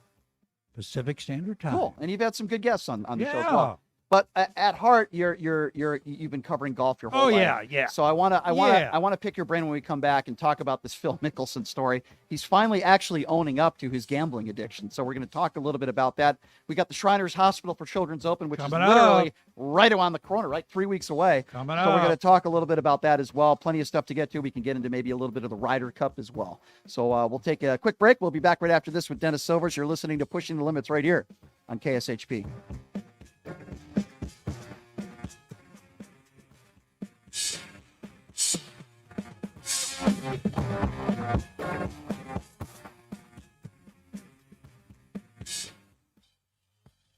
Hey, everybody, are you struggling to find a pizza place that reminds you of Brooklyn? That true blue New York style pie? Well, worry no more. Stallone's Italian Eatery Pizza is a knockout. We're located at 467 East Silverado Ranch Boulevard, just off of Greenview Road, half a mile east of South Point Casino, just minutes from the Las Vegas Strip. Come by and grab a slice of pie. Plus, check out our Brooklyn-inspired Italian cuisine. Our sandwiches are super. Hero, that is. Because why be a sub when you can be a hero? Stallone's Italian Eatery is here to serve you phenomenal food, Vegas. Forget about it.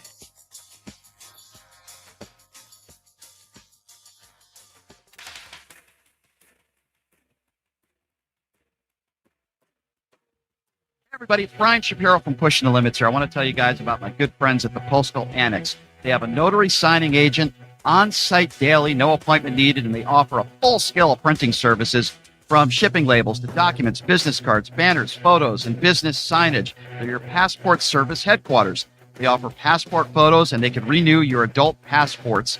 If you're traveling in a hurry, they can get those passports to you within 7 days or less.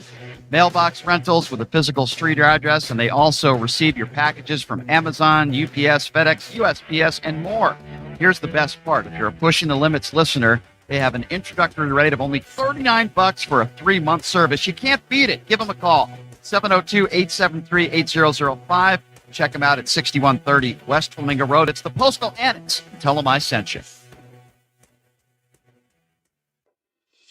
Buying or selling a home is a huge life event that requires guidance from an expert in the industry and community. My name is Blake Wynn. You may recognize my name as my grandfather was the best governor the state of Nevada has ever had. Growing up in Las Vegas, I've come to know this community intricately. Now, I am raising a family here as well, so I understand all the issues impacting our home and quality of life. As the top realtor for the #1 real estate team at Keller Williams, you can have confidence in my experience, knowledge, and track record. When it comes to buying, selling, or investing in real estate, choose a name you can trust, someone who understands the community you call home. Call Blake Wynn today and experience the difference of a trusted expert. 702-540-3311. Hey everybody, it's Brian Shapiro from Pushing the Limits. I want to tell you guys about Sahara West Urgent Care and Wellness. They're conveniently located on the southwest corner of Sahara and Jones. They're open Monday through Friday, 9 a.m. to 9 p.m. and Saturday, 9 a.m. to 5 p.m.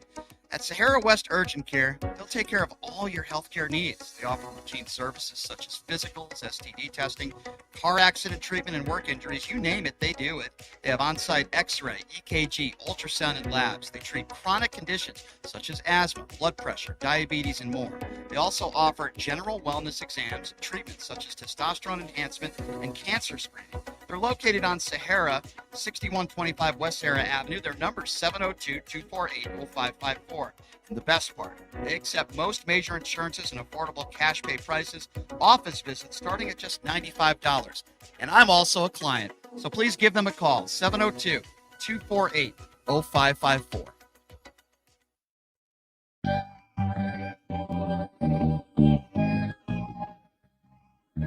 All right, welcome back. It is Pushing the Limits on a Tuesday. Programming note, the former mayor of Las Vegas, Oscar Goodman, joining us on the show tomorrow.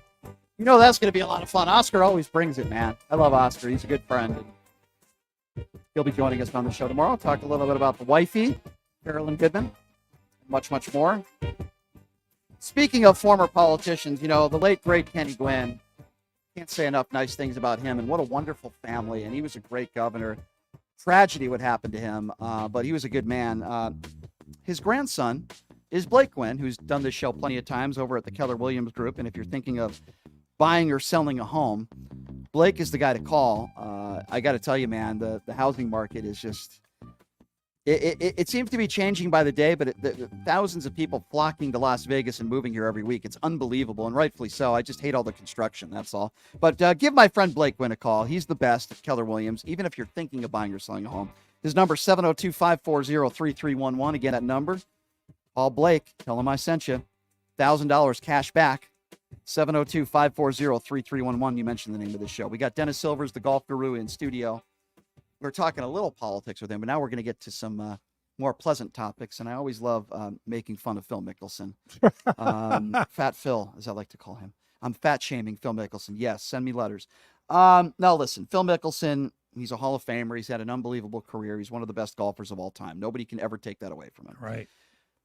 But he's addressing all the rumors that have followed him around for, I'm not even going to say years, decades, about his gambling problem. And he's been opening up, and he's admitted to getting some treatment. Now, Billy Walters is a guy that went to jail, and a lot of people would blame Phil Mickelson for that. Right. But Billy Walters put this book out, and it talked about how Phil Mickelson wanted to drop $400 million on the Ryder Cup. When Phil Mickelson was on the team, he wanted to bet on himself. I believe Billy Walters. I don't think that's something that he would make up. He doesn't have to make that up. Now, Phil Mickelson has denied that. But here's what Phil had to say about the millions and millions and millions of dollars. Some people are saying billions that Phil Mickelson has lost in his life gambling. He said, "I won't be betting this year because I crossed the line of moderation and into addiction, which isn't any fun at all." He added his financial losses due to his gambling weren't devastating, but the impact it had in his personal life was crushing.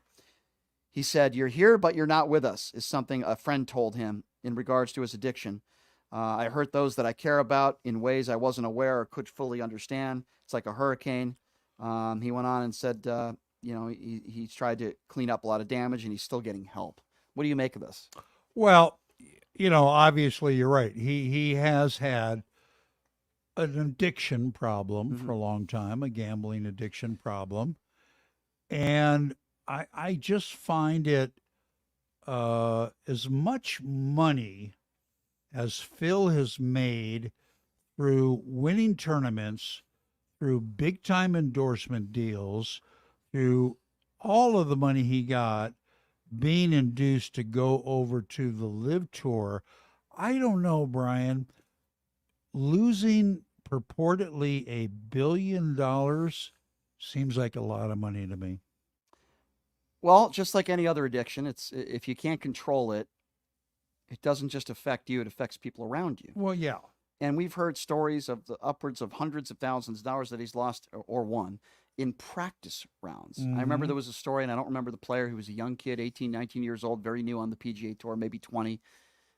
And he had admitted in a practice round that he had took some money off of Phil, and then that became a national story. But Phil's been doing this for a very, very long time. Yeah, yeah. Obviously, you cross over into the Pete Rose scandal, which, by the way, I think Pete Rose should be a Hall of Famer. I've been very consistent on that. I don't like Pete Rose personally. I don't think he's a very nice guy, but I've always defended him when it came to that situation. But you look at what gambling has done to Pete Rose.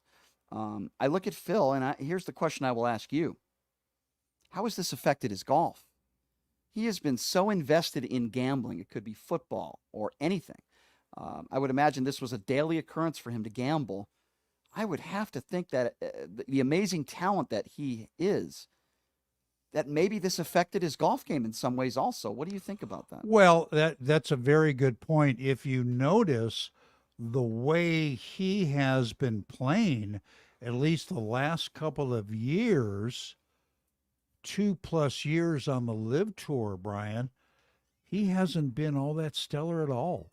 At all. He's been terrible. So he might be thinking, God, I got 200,000 on the Giants. I gave away 7.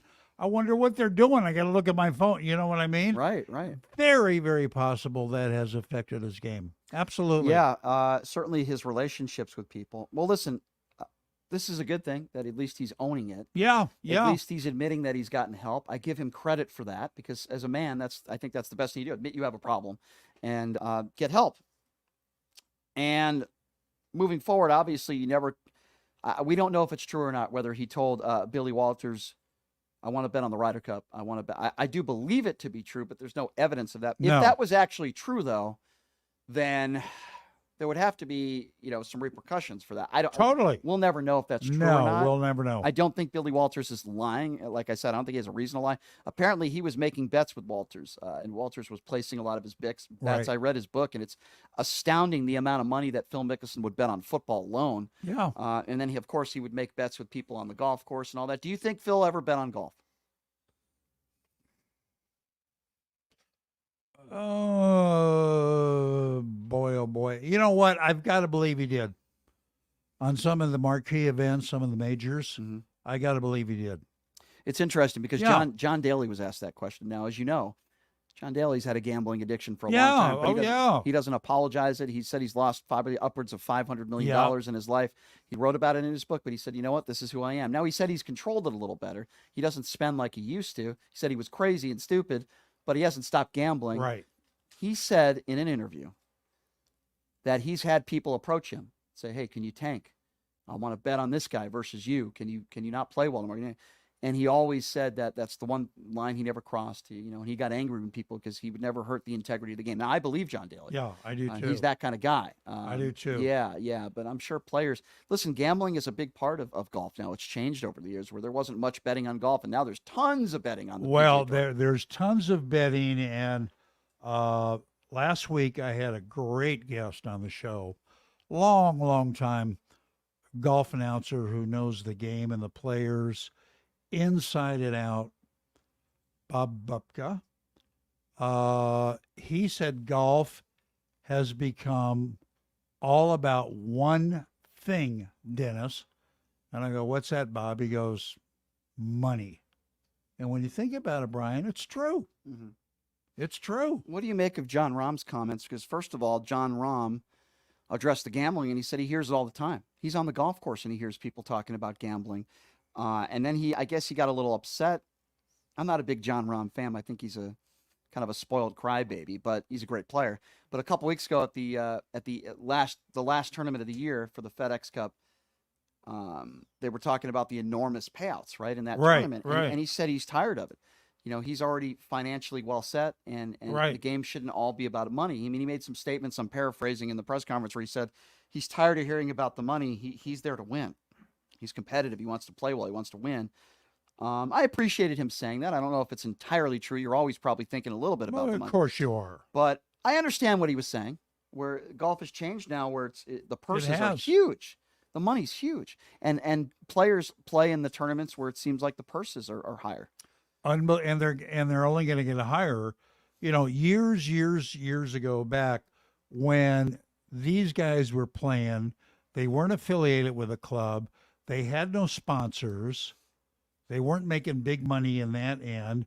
What they made is what they were grinding out on the golf course. Right. That is golf, pure and simple. Today, as you know, totally different story. It really is. The money is astounding. I mean, I was reading a story about, I forgot the player, but he's a top 10 player in the world, and I was reading that his caddy has made like $3 or $4 million in the caddy's making more money than some top 100 players in the world, and I was like, wow, that's unbelievable. I mean, there's a lot of money out there on tour, A lot of money. and I know there's more money on the Live Tour, but there's a lot of money on the PGA Tour as well. Bob told me. Let me just interrupt you. Bob Yep. told me something different when he said it's become all about the money. With all the stuff going on between the PGA Tour and the Live Tour and the DP World Tour, and it's all going to get settled. I think they're all going to come to some kind of agreement, some kind of whatever. But people are saying, these guys on the Live Tour, yeah, they got a lot of money, but they got to realize they got to cut their losses sooner or later. Bob told me he found out, and he's very close with a couple of uppity ups in the Live Tour. They have an account, separate account for Live Golf, all by itself, $760 billion. Oh, well, they're going to run out of oil, and that's going to start. No. They've got enough oil today to keep things going for 220 years. So they're here to stay, Brian. 760 billion? 60 billion just in this golf account. That's ridiculous. It is ridiculous. The PGA Tour should have recognized that from day one and said, okay, we're going to have to find a way to work with these Yeah, guys. And it is ridiculous. The commissioner of the PGA Tour is a complete buffoon. Idiot. From day one, they said, listen, in a perfect world, we'd just love for this tour not to be around. They have too much money. Yeah. We need to collaborate with them, and let's have some Totally. Live PGA events. Totally. Let's attempt to work together. And unfortunately, he didn't do that. No. And now it's a mess. Yeah, it is. And there's a lot of distrust. Speaking of the PGA Tour, though, we do have the Shriners Hospital for Children's Open. Yeah, Which baby. is, I believe October 11th through Yeah, the 15th, yeah, if I'm not coming mistaken. up. I haven't heard any press releases or any big names that have committed yet to this tournament. I haven't either. Which is not good because the tournament's 3 weeks away. Well, Brian, they never do a lot of advertising here for this event. You know that. That's why they get meager crowds. They don't get the names. Yeah, the crowds are terrible. Terrible crowds. I mean, I'd love to give, I like Patrick Lindsay and I like the people that run this tournament, and it's for a great cause. I'm not trying to bash anybody Great here. I cause. think it's admirable what they do and the work they do. But with that being said, when you look at the Phoenix Open and the crowds there, the spectacular crowds they have there, by the way, unreal. and they're fun and everybody's having a great time. And I remember, was it last year when somebody had a hole in one and there's beer cans everywhere and people are going nuts? That's what a golf tournament should be. It's about having a good. Right. I'm not saying people should be screaming on backswings No. or threatening people, but the Phoenix Open is the essence of what these tournaments should be like. Now, why is the Phoenix Open that popular? Well, they do have great sponsors, but they advertise. They're all over the place. Exactly. Yeah, and guess what? A lot of the players like that atmosphere. Right. Some of them don't. But, most of the players say, man, we love it when we hear this energy in the crowd. Totally. I have said for a long time, the Phoenix Open on a practice round gets more people visiting the outhouse than our tournament does for 4 days. You're probably right. You're probably right. Vegas should be like that. And it's not for a lot of different reasons. Perfect place. You mentioned one of them. It's the lack of advertising. They're terrible when it comes to spreading the word. Number two, I in my personal opinion, I would say the golf course has something to do with it. All due respect to TPC, it's not a PGA Tour golf course. It's a beautiful golf course. Yeah. Oh, yeah. Shadow Creek is a PGA Tour golf course. Yeah. That's number two. I would also say the timing of the event isn't the greatest. No. I look at what the Travelers Championship has turned into. I grew up there. It was the Greater Hartford Open, the Sammy Davis Jr. Greater Hartford Open. Always a really good tournament. Now it's one of the best on tour. Yeah. Literally everybody is there. I was there. I was there a couple months ago for that tournament, and I watched literally everybody. As long as you're not on the Live Tour, everybody was there. I saw Rory McIlroy get his first career hole-in-one. Everybody from Patrick Cantley to Ricky Fowler, Xander Schauffele, everybody was out there. And it's just not that kind of tournament here. And I think you're right. It's the time of year. The regular season is closed after the FedEx Cup. They're kind of starting the new season. It's getting towards the end of the year. It is towards the end of the year. Holidays, these guys are tired. And they'll go, you know what? As much as I love Vegas, and a lot of them like Vegas, I'm going to take a pass. Yeah. And that's what happens. Yeah. Yeah, that's exactly what happens. And, listen, a few years back before Live, we had Phil Mickelson out here. And oh, yeah. We had Bryson DeChambeau, who always played, won this tournament a few years back. And, we were getting Sergio Garcia, guys like that. But Live really, you can't really do anything about that. No. But there's still a lot of great players on tour. Totally. And all I'm saying is I would assume Patrick Cantley's going to play in this tournament because he's played so well here. Yeah. Max Homa was here last year. We still got some pretty big names, but why Morikawa doesn't play in this tournament when he lives here, I don't know. Or Xander Schauffele, who didn't play last year. These are guys that live here, right? And you have to find a way to get these guys to play in this tournament. And the fact that we are 3 weeks out and we haven't heard of one big name. I mean, scary. In years past, we've heard the press releases of, hey, Jordan Spieth's going to be here. Yeah, he came out right. Yeah, and I haven't seen any of that. I just think that's a really bad sign, and I hope I'm wrong, and I hope they get some big commitments. Anyway, let's talk a little Ryder Cup. We got a few minutes here. The Ryder Cup is fun for a lot of different reasons. First of all, you're playing for your country, but the crowds are great. Like the Phoenix Open, the crowds are rowdy. They're great. Fabulous. That's the way. And the majors are starting to really get like that now more, which I like. The crowds are really getting into it, and that's what golf should be all about. It's about having a good time and getting out there and watching some good golf. But the Ryder Cup is very special. It's different. You're playing for your country. What do you make of the Ryder Cup this year? Right, it's in Rome. What do you make of the location, and what do you make of the teams that are set up? Well, I think the location is great. Rome is absolutely beautiful, of course. It's a very good golf course. It just, I'm just kind of still a little bit surprised as to how the American team, which I personally think is a little bit on the weak side, how they are still such heavy favorites. I think they're minus 120, 110, something like that. And the Europeans are just the opposite. That's very interesting to me. I just think the Europeans have a lot of good players that are playing well right now. And I think they're going to do the job, Brian. I tend to agree with you. I tend to side with Europe, too. I do think they win. What do we have it a few years back at Whistling Straits? Yeah. What was that, 2 years ago? Or 3 years ago? 2 or 3, yeah. Several years back. What is the Ryder Cup? Isn't it every couple? Is it every couple of years? Every couple of years. I feel like it was at was it Milwaukee? Whistling Straits, right? And that was a lot of fun to watch that. And I feel like this year in Rome, I feel like the Americans might be in a little bit of trouble. So I tend to agree with you on that. Let me ask you this: a controversial pick of number one, it's hard to win away from home, as the American team has found out a number of times.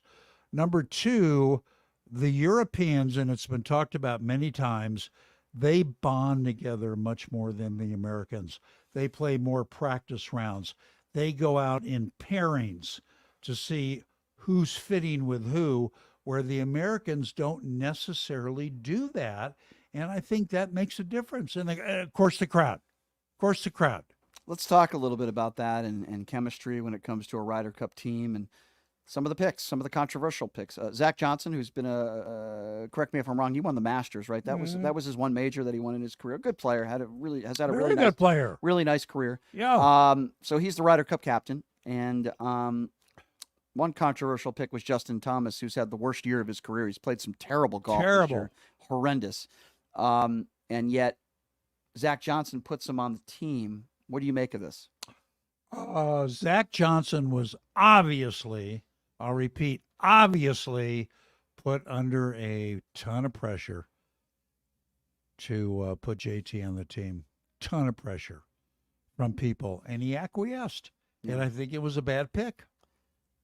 What do you think of some of these other guys? Well, first of all, let's talk about the people that were not picked. I think a lot of people could make the case for Glover. Yeah, to be on for this Lucas team. Glover, absolutely. The guy won back-to-back PGA Tour events last month. Yep. He's arguably the hottest golfer He's in kind the of world. peaking, right?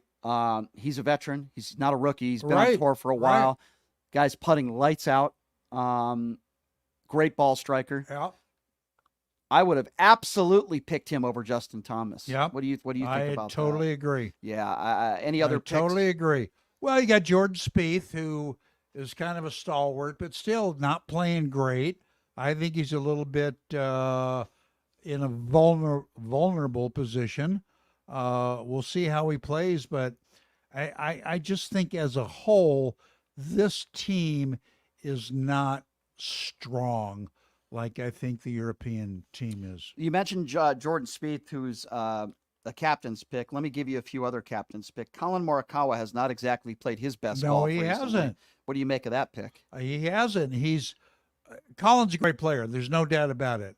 But to me, I don't care who you are. You got to get the guy that's been around a little bit, kind of a little bit tournament savvy, but really playing good, really hot. Well, I don't care if he's a rookie or not, just like they picked on the European team. Another pick I was just going to say, Ricky Fowler's had a pretty good year. Ricky Fowler, yeah. He's played some pretty good golf, but that was a captain's pick. Right. What are your thoughts on that? I don't think Ricky belongs there. I don't think he's going to do well at all. What about Why? Why do you say that? I just think under that kind of setting, under that kind of competition, and he's done in here, he's just fallen short. Sam Burns. Been able to Sam Burns, another captain's pick. Sam Burns. Good player. Yeah, he's been playing well. I think he's going to play well. Yeah.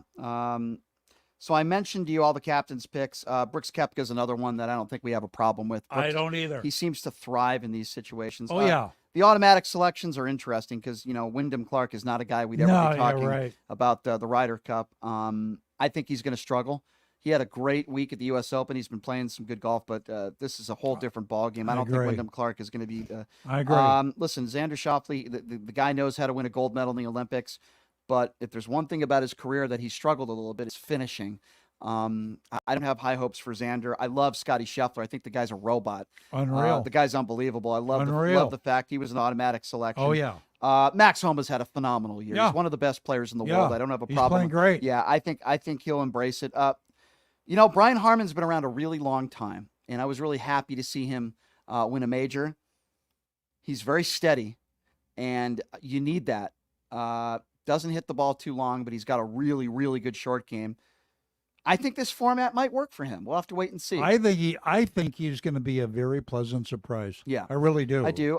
Cantley is another robot out there. Cantley's unreal. The guy's unreal. unbelievable. So he certainly belongs on this team. But I tend to agree with you. Like, I remember in years past, right, when we had guys that were at their peak, like when DJ was playing his best golf, right? Guys like that. And Brooks Koepka was one of the best players in the world, Right. and we had guys like that were competing at such a high level. And I just don't feel some of these guys, they're just not doing that right now. I love Brooks Koepka, but he's not playing like he was 4 years ago. No. No. He's a great player. So hey, we'll see what happens, but I'm with you. It's going to be a great event. Always is. It's going to be an interesting event. Yeah. Have you ever been to a Ryder Cup, by the way? I have not. I'd love to go to I'd one. love to go to a Ryder Cup. Well, Me buy me too. airfare to Rome and let's go. Let's do it. Let's do it. No, that's. Can you imagine that if you have the money and you have the time to be able to fly out to Rome Be and good. and be a tourist and watch the Ryder Cup in Rome? The experience that would be. I mean, it's going to be fun to watch on TV. The problem I have is the time difference, right? Yeah. The time difference is going to screw everything up. I know. It's going to be tough to watch the Ryder Cup live. And all that good pasta. Oh, yeah. Dennis, we only got about a minute here, but tell me a little bit about your show and how people can follow you and what you do every week on your podcast. Well, on the golf podcast, it's called the 19th Hole Podcast for Golfers. We're on every Thursday. We broadcast live, live video podcast on Facebook and on YouTube, a lot of other social media channels as well. Always have some great guests. We make it entertaining. We make it informative. We have a hell of a lot of fun when we do it. So we hope you get a chance to tune in. Yeah, you do a great job, and I know we'll see Appreciate you. it. I know we'll see you out there at Shriners. Maybe we'll have you in again before Shriners. Love it. If there are any announcements, which we haven't heard Yeah, of as of which yet, we haven't heard. which is not a good sign. But hopefully they'll get some big names out there at Shriners. It's a great cause for charity and saving children's lives. And Great cause. Absolutely. And I Great commend, and cause. Patrick Lindsay's a really nice guy, and I know he's doing the best he can under what are difficult It's tough. circumstances. It's tough. Yeah, no question. I wish we could get more celebrities to be a part of this thing. Not Justin Timberlake. That was a mistake. That was a disaster. Oh my God, that was the worst. But anyway, thanks for coming in, Dennis. Really appreciate it. Anytime. Good to see you. And tomorrow, the former mayor of Las Vegas, Oscar Goodman's going to be joining us. That's going to be a lot of fun. Always fun mixing it up with Oscar. And also my thanks to former presidential candidate Joe Walsh for joining us. We're going to take a 22-hour break, ladies and gentlemen. We'll see you tomorrow, same place. Have a great day, everybody.